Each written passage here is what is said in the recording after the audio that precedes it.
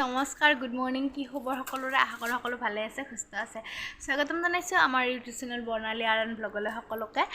আজি মই আপোনালোকৰ ওচৰত কোনো ব্লগ লৈ আহা নাই এটা ধুনীয়া ৰেচিপি লৈ আহিছো যি সকলে ভাল পায় তেওঁলোকৰ বাবে তো ক'বই নালাগে ৰেচিপিটো কিমান ধুনীয়া হ'ব গৈ আছে কিমান প্ৰিয় হয় তেওঁলোকৰ বাবে আৰু যি সকলে ভাল নাপায় তেওঁলোকে মোৰ এই ভিডিওটো স্কিপ কৰিব পাৰে আজি বনাবলৈ গৈ আছো মই তিল দিয়া গাহৰি মাংস কোনে কোনে খাই ভাল পায় বাৰু জনাব আৰু তিল দি এনেকৈ খাই পাইছেনে জনাব আহক তেন্তে আজি আমাৰ ৰেচিপিটো আৰম্ভ কৰোঁ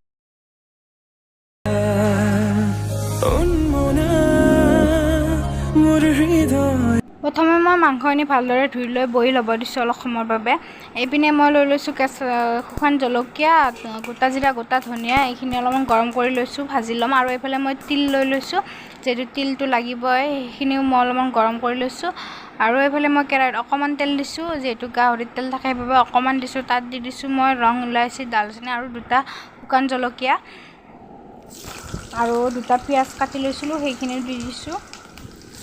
পিঁয়াজখিনি মই ভালদৰে ৰঙচুৱা হোৱালৈ ভাজি থাকিম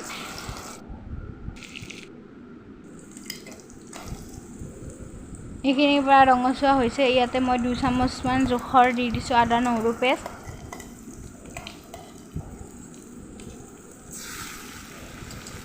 এইখিনি দি মই গোটেইখিনি ভালদৰে মিহলাই লৈছোঁ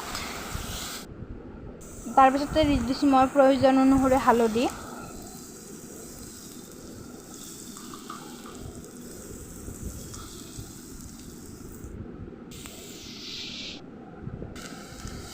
এইখিনি দিও মই ভালদৰে মিলাই লৈছোঁ তাতে অকণমান পানী দিছোঁ যাতে মছলাখিনি লাগি নধৰে সেইবাবে তাৰপিছতে মই তাত দি দিছোঁ অকণমান ধনিয়া গুড়ি সেইখিনি দি অলপ সময় ভাজি থাকিম আৰু তাৰপিছত মই যে ভাজি থৈছিলোঁ মছলাখিনি সেইখিনি মিক্সিত মাৰি লৈ এতিয়া ইয়াত দি দিছোঁ তাৰপিছত মই দি দিছোঁ মাংসখিনি মই কিছু সময়ৰ বাবে এইখিনি ভালদৰে মিলাই ভাজি ল'ম তাৰে কিছু সময়ৰ পিছতে মই তাত দি দিছোঁ এটা বিলাহী কাটি আৰু এটা আলু কাটি আৰু এইখিনিও ভালদৰে মিহলাই লৈ তাত মই দি দিছোঁ সোৱাদ অনুসৰি নিমখ যিহেতু মই আগতে নিমখ দিয়া নাই সেইকাৰণে দি দিছোঁ নিমখ এইখিনি ভালদৰে ভাজি থাকিম অলপ সময়ৰ বাবে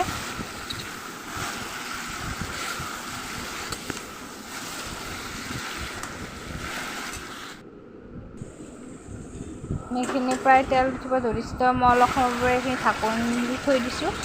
তাৰপৰা ঢাকনিখন গুচাই দেখিছোঁ এইখিনি প্ৰায় সিজিছে আৰু আলুখিনিও সিজিছে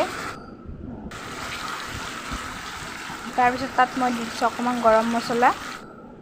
মছলাখিনি দি অলপ সময় ভাজিম তাৰপিছত মই যিখিনি তিল মিক্সিত মাৰি থৈ দিছিলোঁ সেইখিনি মই তাত দি দিছোঁ এইখিনি দি ধুনীয়া এটা কালাৰ হৈ গ'ল দেখিছেনে কি ধুনীয়া এটা কালাৰ আহিছে আৰু এইখিনি আমাৰ পূৰা খাবৰ বাবে ৰেডি তো এনেকৈ যদি কেতিয়াও বনাই খোৱা নাই এবাৰ বনাই খাব বহুত বেছি ধুনীয়া লাগে খাবলৈ আৰু যদি মোৰ চেনেলটো ছাবস্ক্ৰাইব কৰা নাই ছাবস্ক্ৰাইব কৰিব লাইক কৰিব আৰু কমেণ্ট কৰিব